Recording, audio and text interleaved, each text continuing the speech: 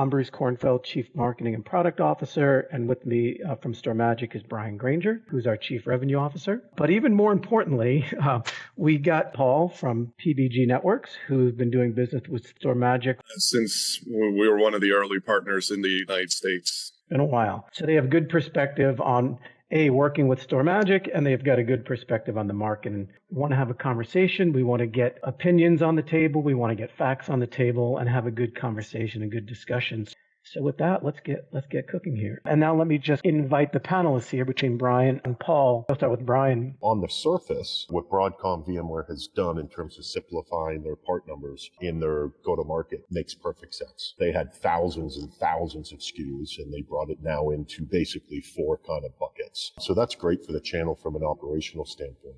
Devil's in the details, though. And what I would say, and I'll let Paul talk more from an authority in terms of what real pricing is looking like out there. The feedback that I have gotten in talking to channel partners and customers is existing vSAN customers to continue to use the product when the support comes up. They are forcing over provisioning. Many of these small SMB accounts or enterprise edge accounts, they don't need all of the stuff in the vSphere foundation. They just want a good, simple product like vSAN, but they want to not be handcuffed to over provisioning. You throw the pricing in there, we're seeing anywhere from a 30% to a 300% increase in cost for the identical infrastructure that a customer wants. Pricing is really the concern. Most clients looking for an alternative vSAN. You're talking edge data center use cases. So those budgets are tighter. Those margins are tighter as well. With VMware being acquired by Broadcom, we've been through this before. We've seen the playbook when they acquired Symantec. A lot of channel partners might recall that as well. It seems to be following the same playbook. So when talking to other partners, our peers, when talking to clients that are running VMware vSphere, price is the number one topic. These budgets are a lot of times set ahead of time. So having to accommodate a large price increase can be very difficult. And like Brian had mentioned, we are already seeing that. In addition to price increases, a lot of clients felt, maybe I'll stay on the version I have. It's a perpetual license, right? We have already seen cease and desist letters sent out to clients saying, if you don't renew your support, you must destroy your perpetual license. So for clients who thought they had a safe haven there, that is also not an option. And for Broadcom, that is their MO. They are looking for their largest clients to make them money. They're looking for partners to bring in other large clients. And if you're small, you're kind of left to the wind. So the attractiveness of VMware vSphere is I'm a small organization. I may not need all the features that VMware offers, but I'm running the same hypervisor that the big boys are running, and I can get it at an affordable cost. However, that may not be an option, and that has a lot of clients concerned about what options they would have. What do you think the impact's going to be for users, for SMB as well as enterprise edge customers? For the SMB, we know Broadcom will make sure to take care of their enterprise customers because they're in the business to make money and they're good at it. For the SMB, for the edge use cases, edge data center, this is where you're going to be looking at spending more money. We don't expect this to become cheaper. The likelihood of maintaining the same price also doesn't seem very likely. So price increases, everyone seems to be expecting it. All the conversation we've had with clients and partners, they are expecting it. The question is, where will that price increase fall? Is it still feasible for me to maintain my environment at that price, or am I forced to look for alternatives because the new subscription pricing model has priced me out? It's not a question of, is there going to be a price increase? It's how much. So the other question I had is, so are there alternatives being considered?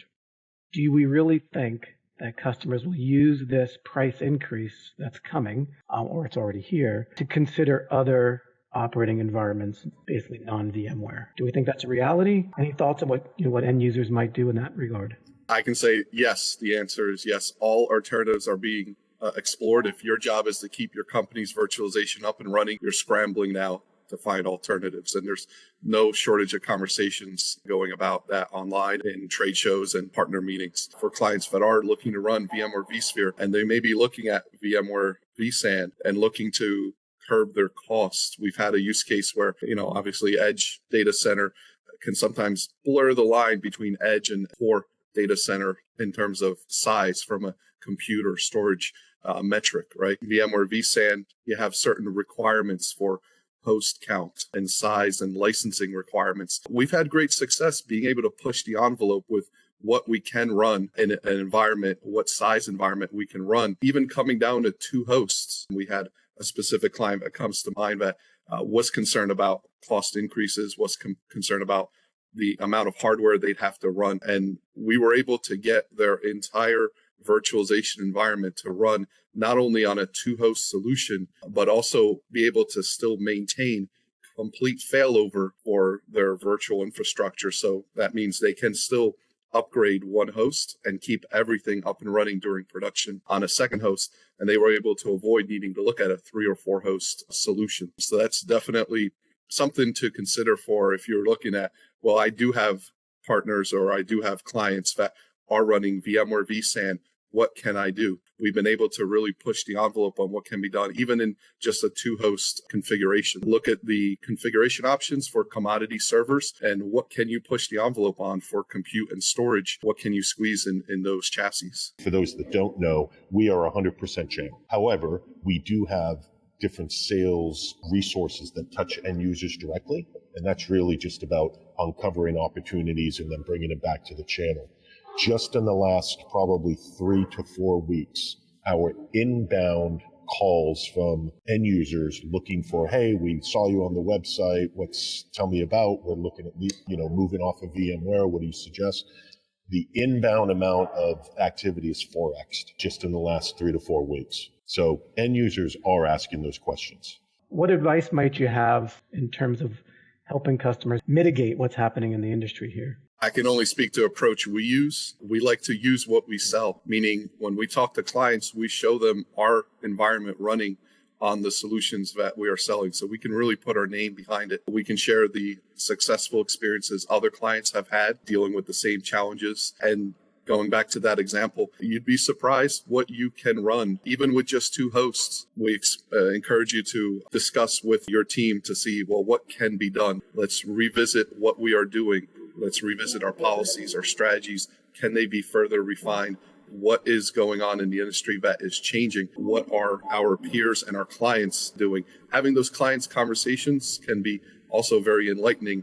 More than once, we've had good ideas come from our clients. So it's always good to ask, what are your peers doing in the industry? You'd be surprised how much networking some of those clients do with their own peers as well. If VMware is moving to a per core licensing model, and if we know anything about their packs, if they're going to have packs. So I'll just comment here. I think the biggest change we've already talked about, right? They're going to bundles instead of individual. They're kind of forcing the foundations by the way that they're pricing, and they've gone to full subscription.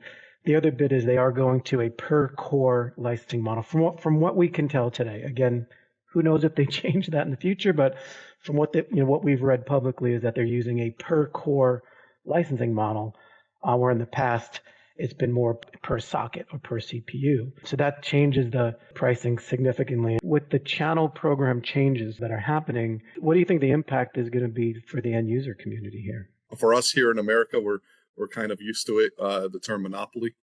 So your choices will become less. Your options to get pricing, to work with other distributors or partners, like Brian mentioned, distributors will be less to pick from. So that less choices is not a good thing. So we foresee that being great for Broadcom's shareholders, sure. But for the end users and for those partners who are left out in the cold by the partner program, it's going to mean more work for partners and more costs for the clients. And most likely longer turnaround times to get quotes, get equipment, get software, and especially during this transition period. Do you have any advice, any other thoughts on what they can do from this point forward? Keep an open mind. In our experience, I'll share 2 quick ones. We've had a client that took over a role. The previous administrator purchased 5 physical servers, commodity servers, stuck them on a shelf. They've been sitting there for a year unused.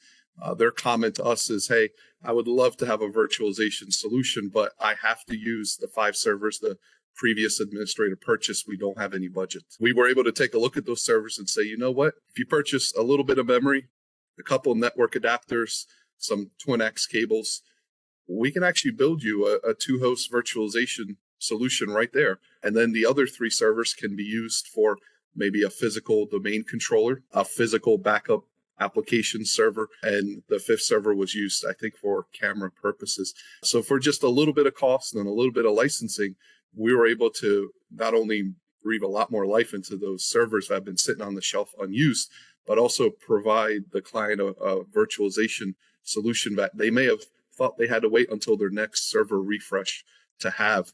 Another good use case that came to mind was we had a client that had servers, their environment was way up in the mountains. They had very poor reliability when it comes to power. And for whatever reason, budgets and decision makers did not put in proper battery backup and UPS.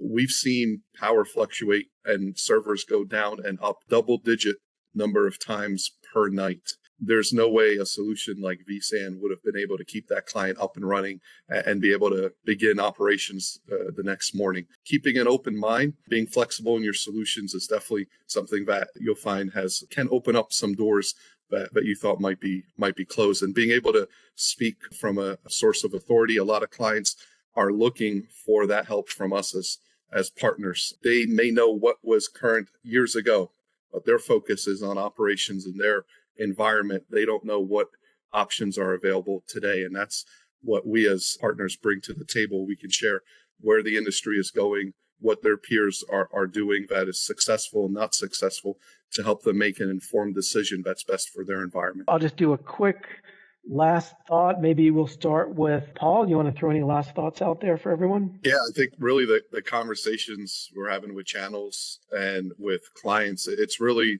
2 separate conversations. What's my alternative on the storage side? What's my alternative on the hypervisor side? I think that conversation we're having today on the storage side is a very concise, clear, solid answer. StorMagic SVSAN, it's proven, it's reliable, it has a good track record, and we can put our name behind it because it's done that for us and for our clients. On the hypervisor side, there are answers, there are alternatives like you had discussed on this call. There's definitely room to explore what the future will hold. If you know who the winner will be, let me know. But I think some of those questions asked, that is really the $1 million question. Yes, if vSAN is too expensive, SVSAN is a no-brainer, a wonderful solution. Once ESXi becomes more expensive than I can handle, what are my alternatives that can support my backup application software?